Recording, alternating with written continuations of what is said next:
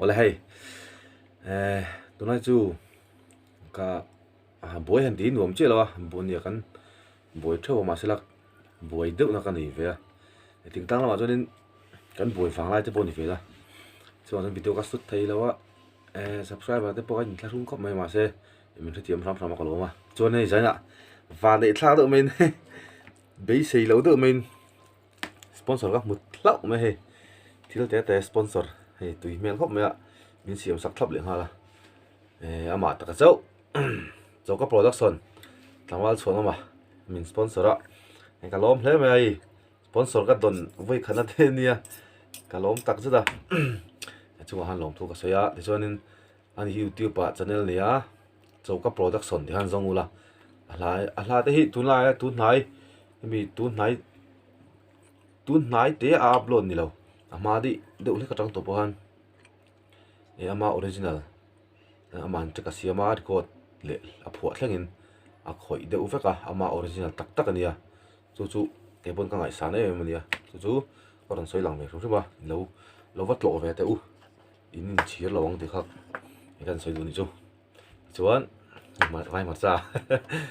chuan tui le to problem bom ruk chau six pack of noodle ani six pack of noodle thli tu te i tui ve u hey tamrau me sia thilung le ti tak sa takan be be do angai don ni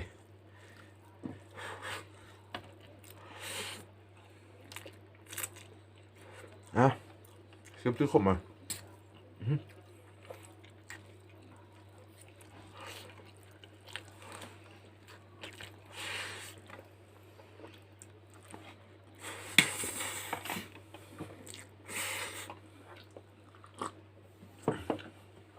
数过来了嘿，就是数吧，忙没到你。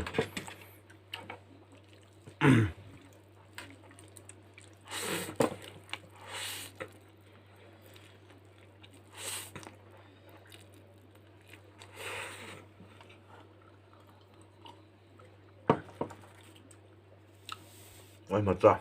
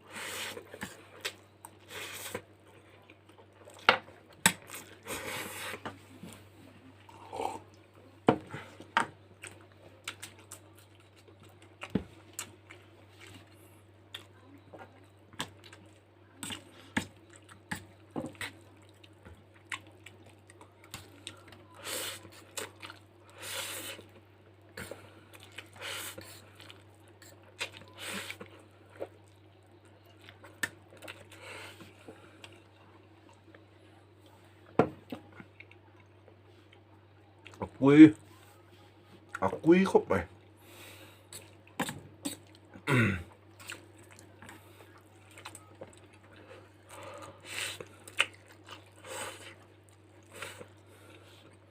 chung là sáu tuổi cho nên tôi toàn cả lấy thì kilo mà sẽ túi thấu